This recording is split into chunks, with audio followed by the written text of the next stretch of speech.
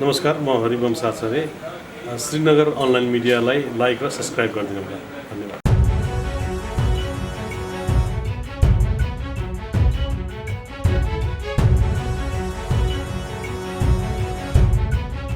चोली दिउला मखमली साडी दिउला फाइबर मैहुनी कान्छी रेलको ड्राइभर भन्थे। ड्राइभर कस्तो चाहिँ हुँदो रहेछ रेलको ड्राइभर मैले इन्डियातिर रेल चढ्नुभन्दा पहिला कल्पना गर्थेँ। कसरी रेल चलाउँदा लामै हुन्छ अरे, पुरा लरिया जस्तो आँखाका दृष्टिले देख्न नसकिने। अनि बसको ड्राइभर देखिया छ, रेलको ड्राइभर देख्न पाए कस्तो हुन्थ्यो भन्ने चाहिँ हेरेका थिएँ। आज देख्ने मात्रै होइन कि यहाँहरूले मिडियाकर्मी साथीहरूले चाहिँ मलाई उत्प्रेरित गर्नुभयो र त्यो ड्राइभर सिटमा बसेर मजाले एक फनको आफै ड्राइभिङ गरेर हेरेँ, त्यो अनुभव प्राप्त गरेँ। म आफूलाई गौरवशाली ठानेको चाहिँ छु।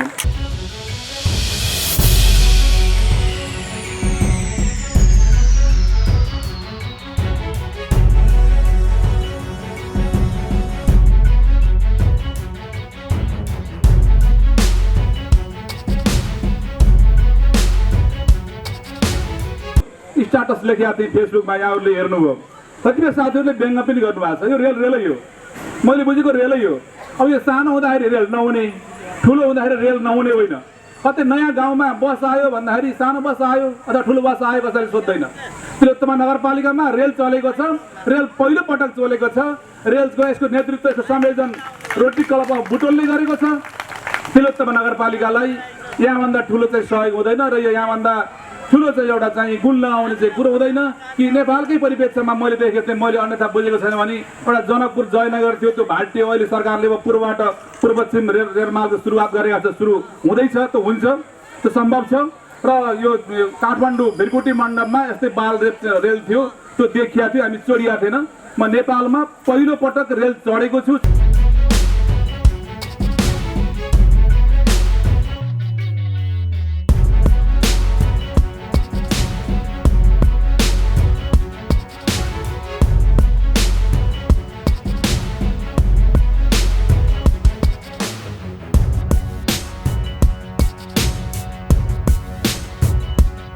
रोटरीले एउटा बेबी ट्रेनको बाल रेलको परिकल्पना गरेर आज यहाँहरूलाई हस्तान्तरण गर्न पाउँदा हामीलाई निकै खुसी लागेको छ।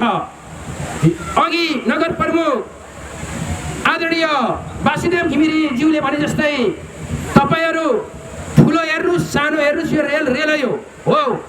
निश्चित रूपमा यो रेल हो, बाटो खुलेको छ। अब सहकार्य गर्ने थुप्रै सङ्घ संस्थाहरू हुनुहुन्छ। यो शङ्करनगर वनविहार तथा अनुसन्धान केन्द्र साँच्चीकै पर्यटकीय दृष्टिले निकै ठुलो सम्भावना पुगेको छ। लुम्बिनी आउनुभएका देशी विदेशी पर्यटकहरूलाई शङ्करनगरमा आकर्षण गर्नका निम्ति निश्चित रूपमा यो परियोजना रोटरी चाइल्ड डेभलपमेन्ट सेन्टर अन्तर्गत रहेका विभिन्न संरचना, विभिन्न कार्यक्रम, यो बेबी ट्रेन लगायतका कार्यक्रमहरू निश्चित रूपमा कोसीढुङ्गा साबित हुनेछन्।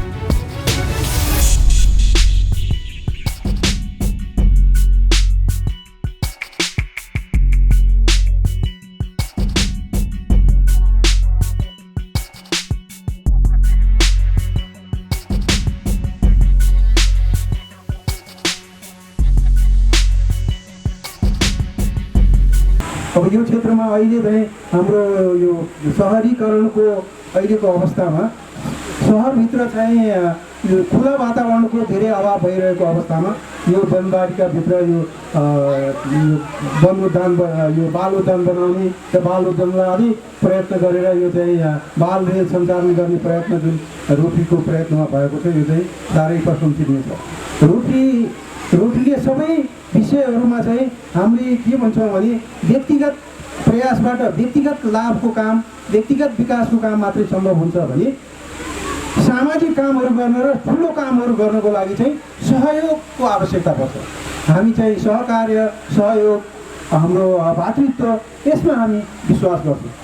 तर यो महत्त्वपूर्ण परियोजनाको रूपमा पर्यटन क्षेत्रमा र बालबालिकाको क्षेत्रमा यसले र महत्त्वपूर्ण योगदान राख्छ भनेर जुन एउटा मार्ग प्रशस्त गर्नुभयो र आफ्नो वार्षिक कार्ययोजनामा रोटरी क्लब अफ बुटोलले राख्नुभयो र नगरपालिकालाई समेत सहकार्य गर्न समन्वय गर्न मौका दिनुभएको छ। नगरपालिकाको पनि केही सहयोग भएको छ यहाँ र शङ्करनगर वन विहार तथा अनुसन्धान केन्द्रको पनि सहयोग भएको छ र जुन आयोजकको रूपमा रोटरी क्लब अफ बुटोलले जुन महत्त्वपूर्ण भूमिका खेलेको छ म स्थानीय सरकारको तर्फबाट र मेरो व्यक्तिगत तर्फबाट हार्दिक सराहना र यहाँहरूको कामको उच्च प्रशंसा गर्न चाहन्छु, उच्च मूल्याङ्कन गर्न चाहन्छु। यति मात्र होइन, विगतदेखि नै रोटरी क्लबको नेतृत्वमा यो वन क्षेत्रमा शङ्करनगर वन विहार तथा अनुसन्धान केन्द्र अन्तर्गतका धेरै चाहिँ कार्यक्रमहरू विभिन्न बालबालिकाको क्षेत्रमा र अन्य महत्त्वपूर्ण क्षेत्रमा समेत उहाँहरूले योगदान पुर्याउनु भएको छ। त्यति मात्र होइन कि रोटरी क्लब अफ बुटोल सेन्टरको जुन सहयोगमा सञ्चालित गौतम बुद्ध सामुदायिक मुटु हस्पिटल जुन बुटोलमा सञ्चालित थियो, यहाँहरूलाई जानकारी छ। अब केही समयमा यही तिलोत्तमा नगरीमै सञ्चालन गर्ने उहाँहरूले अब व्यवस्था मिलाउँदै हुनुहुन्छ। यो तिलोत्तमा नगरपालिकाको लागि अत्यन्तै महत्त्वपूर्ण कुरा हो भन्ने मलाई लाग्छ। त्यति मात्र होइन, रोटरी क्लबहरू विभिन्न क्लबहरूको आयोजनामा हिजो पनि केही महत्त्वपूर्ण कार्यक्रमहरू सम्पादन गर्नुभएको थियो। विभिन्न स्वास्थ्यको क्षेत्रमा, शिक्षाको क्षेत्रमा र सामुदायिक विभिन्न समुदायलाई सशक्तिकरण गराउने क्षेत्रमा र हरेक क्षेत्रमा विभिन्न रोटरी क्लबहरू जेसिस लगायतका क्लबहरूबाट जुन योगदान भएको छ म स्मरण गर्न चाहन्छु। जहाँसम्म यो क्षेत्रको चाहिँ विकासको सन्दर्भमा पूर्ववक्ता साथीहरूले केही कुराहरू राख्नु भएको छ। अब हामी एकीकृत चाहिँ प्लानिङ चाहिँ गर्ने दौरानमा चाहिँ छौँ। अहिलेसम्म यहाँहरूले जे देख्नु हो त्यही गर्नुभएको छ।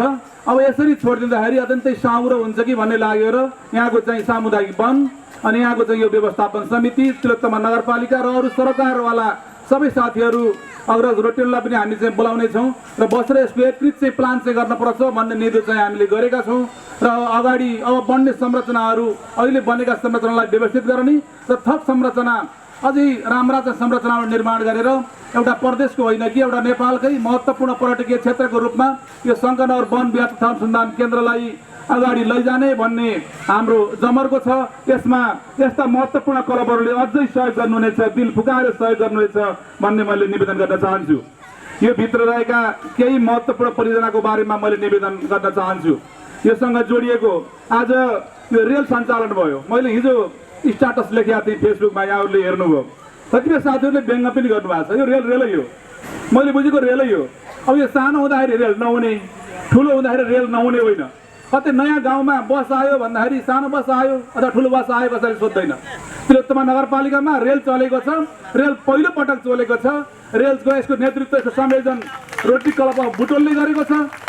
तिलोत्तमा नगरपालिकालाई यहाँभन्दा ठुलो चाहिँ सहयोग हुँदैन र यो यहाँभन्दा ठुलो चाहिँ एउटा चाहिँ गुण लगाउने चाहिँ कुरो हुँदैन कि नेपालकै परिप्रेक्ष्यमा मैले देखेको थिएँ। मैले अन्यथा बुझेको छैन भने एउटा जनकपुर जयनगर थियो, त्यो भाट्यो। अहिले सरकारले अब पूर्वबाट पूर्व पश्चिम रेलमार्गको सुरुवात गरेका छ, सुरु हुँदैछ, त्यो हुन्छ, त्यो सम्भव छ।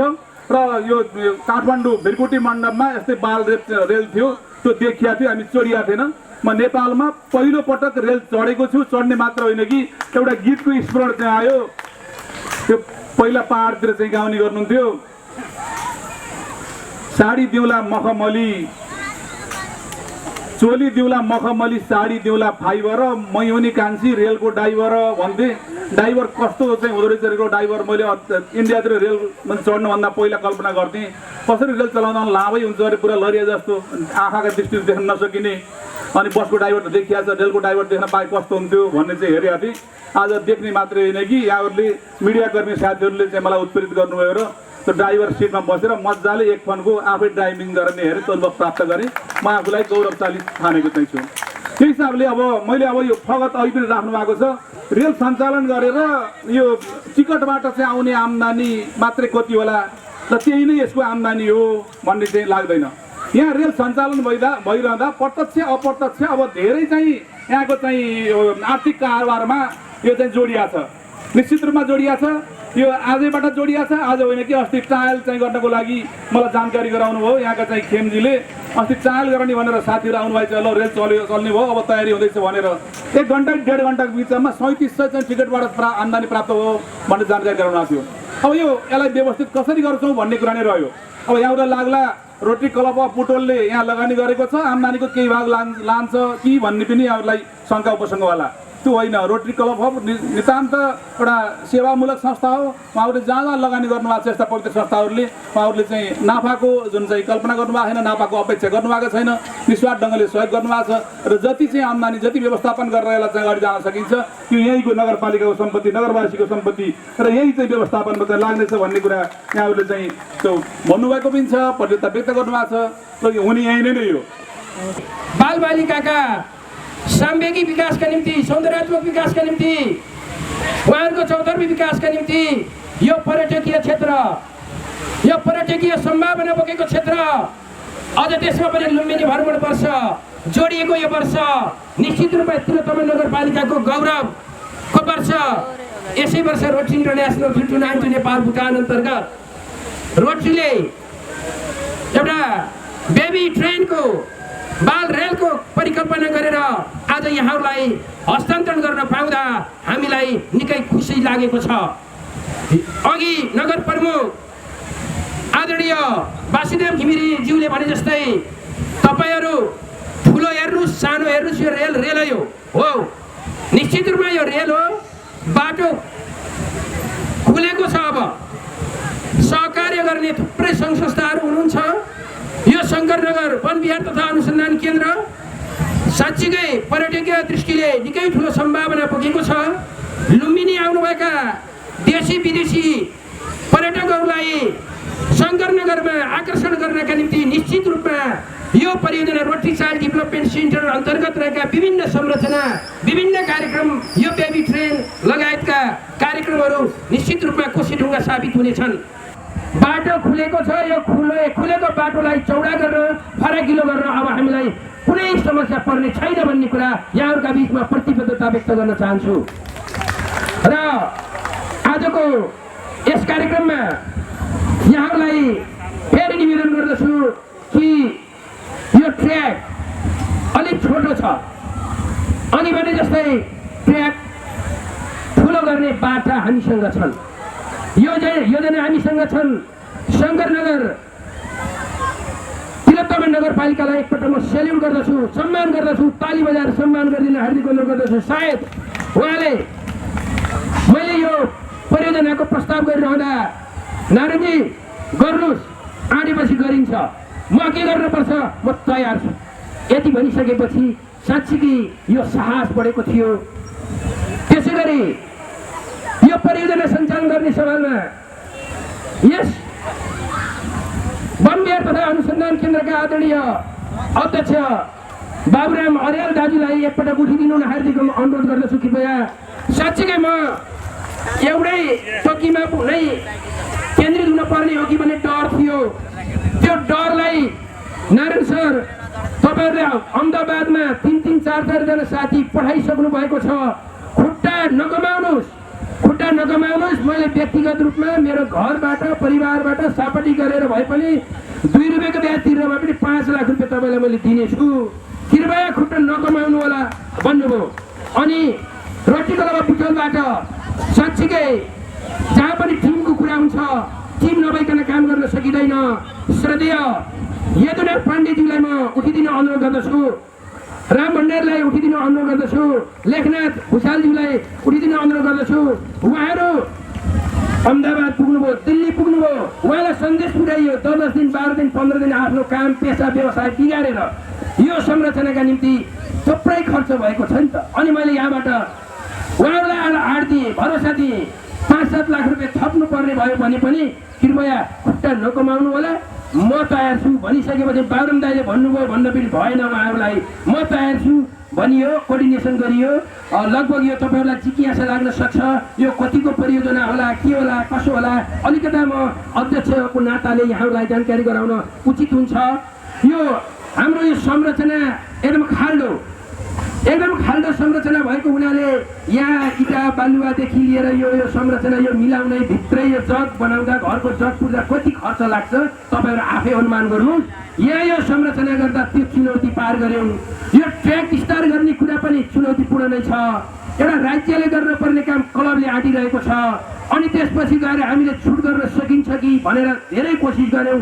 यति चाहिँ ल्याउँदाखेरि हामीले राजस्व मात्रै चाहिँ तपाईँको चाहिँ लगभग 2.5 लाख रुपियाँ त राजस्व तिर्नु परेको छ भने 1,35,000 आइसित हामीले यो चाहिँ ट्रान्सपोर्टलाई मात्रै तिर्नु परेको छ भने अब इन्जिनदेखि लिएर आदि इत्यादि यो संरचना सम्पूर्ण खर्च गर्दा यो 45 लाख क्रस भएको परियोजना भएको कुरा पनि यहाँहरूलाई हार्दिक हार्दिक हार्दिक अनुरोध गर्दछु। यो ट्र्याकको बारेमा मैले भनिसकेको छु, तलको कुरा गरिसकेको छु।